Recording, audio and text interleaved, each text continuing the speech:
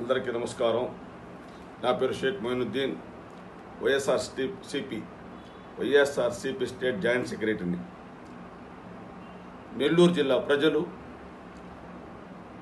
జగన్మోహన్ రెడ్డి గారి కోసం 3వ తేదీ జగన్మోహన్ రెడ్డి గారు నెల్లూరు వస్తున్నారని వేలాది మంది కార్యకర్తలు, నాయకులు తరలి వచ్చేదని సిద్ధంగా ఉన్న సమయంలో కుట్రతో, కుతంత్రాలతో టీడీపీ ప్రభుత్వం, ఏపీ ముఖ్యమంత్రి చంద్రబాబు నాయుడు గారు, పవన్ కళ్యాణ్ గారు, నారా లోకేష్ గారు, వారి ఎమ్మెల్యేలు ఒక కుట్రపూరితంగా జగన్మోహన్ రెడ్డి గారి, మాజీ ముఖ్యమంత్రి జగన్మోహన్ రెడ్డి గారి పర్యటనను ఇబ్బందులు గురి చేయాలి, రానికుండా చేయాలి. ఒకవేళ వచ్చినా కూడా కార్యకర్తలు, నాయకులు ఎవరు వెళ్లకుండా ఒక దుర్మార్గపు ఆలోచనను ఈ ఆంధ్రప్రదేశ్ కూటమి ప్రభుత్వం చేసింది అనుట ఎటువంటి అనుమానం లేదు. ఈరోజు ఆంధ్రప్రదేశ్ రాష్ట్రంలో ఆంధ్రప్రదేశ్ ముఖ్యమంత్రిగా చంద్రబాబు ఉన్నప్పటికీ, వాళ్ళ కుమారులు మంత్రిగా ఉన్నప్పటికీ, షాడో ముఖ్యమంత్రిగా ఉన్నప్పటికీ ఎక్కడికి వెళ్ళినా కూడా కొన్ని వందలు మాత్రమే జనాలు వస్తున్నారు.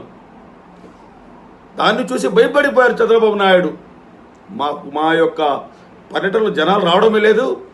జగన్మోహన్ రెడ్డి గారు ప్రతిపక్షంలో ఉన్నా కూడా వేలాదిగా, కనీసం 50,000, 60,000, 30,000, 40,000 వేలాదిగా జనాలు వచ్చేస్తున్నారు. చూసి భయపడిపోయి వారి ఎమ్మెల్యేలే భయపడి ఈరోజు ఏంటి పరిస్థితి, 2029లో మా పరిస్థితి ఏంటి అనే దానికి వాళ్ళే లెక్కలేసుకుంటున్నారు. ఈరోజు చాలా బాధాకరమైన రోజు. జగన్మోహన్ రెడ్డి గారి కోసం ఎంత ఎదురు చూశాము. ఆయన రాక ఎప్పుడైతే వాయిదా వేసి పడిందో చాలా బాధ కలిగింది. చంద్రబాబు నాయుడు గారు గుర్తుంచుకోండి, డేట్లు కూడా గుర్తుంచుకోండి. మీరు 2029లో అంతకు ముందు కూడా ఎమ్మెల్యే ఎన్నికలు వచ్చి ఎలక్షన్ వస్తాయి. కాబోయే ముఖ్యమంత్రి జగన్మోహన్ రెడ్డి గారే. మీరు చేసిన ఈరోజు పాపాలు, మీరు చేసిన ఈరోజు చేసే దుర్మార్గాలు, ఆ రోజు మీరు తప్పించుకోలేరు వీటి నుండి. మీరు అంటున్నారు రాజకీయాలకు రౌడీలు వచ్చారు అని. ఆ రౌడీలను సృష్టించేది మీరు సార్. ఆంధ్ర రాష్ట్ర ప్రజలకు ఎన్కౌంటర్ ఎడిటర్ పింగళి దశరథరామ్ ఎవరో తెలియదు చాలామంది ఇప్పుడుండే కొత్త యువతకు. ఆయన చంపించింది ఎవరు సార్? ఆయన చంపించింది ఎవరు? తమరు కాదా? తెలుగుదేశం పార్టీకి మీకు ఏమన్నా సంబంధం ఉన్నదా? మీరు మొదటిసారిగా ఎమ్మెల్యేది కాంగ్రెస్ పార్టీ నుంచి కాదా?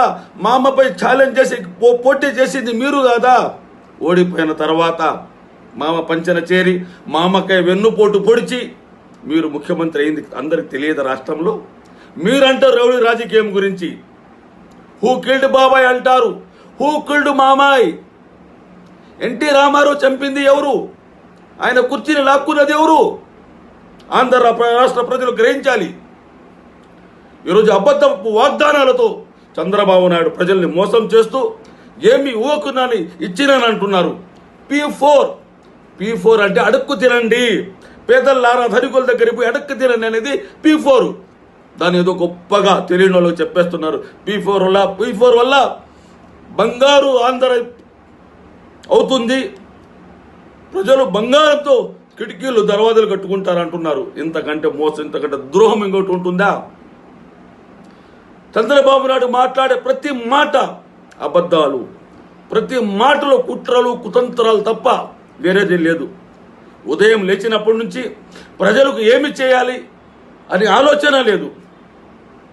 ఎప్పుడు చూసినా జగన్మోహన్ రెడ్డి విధ్వంసం. ఆ విధ్వంసం ఏందో బయట పెట్టండి సార్. అసెంబ్లీ సాక్షిగా ఆంధ్రప్రదేశ్ అప్పులు ఎన్ని ఉన్నాయో మీరే చెప్పారు అసెంబ్లీలో. ఆర్థిక మంత్రి గారే చెప్పారు అసెంబ్లీలో ఇన్ని అప్పులు ఉన్నాయని. తాను ఇప్పుడు కూడా మీరు సిగ్గు లేకుండా సిగ్గు విడిచి విధ్వంసం అయిపోయింది, విధ్వంసం అయిపోయినని మీరు మీ పచ్చ మీడియా ఒకటే కాకిగోల చేస్తున్నారు సార్. మీరు ఆ చేసిన విధ్వంసం ఏందో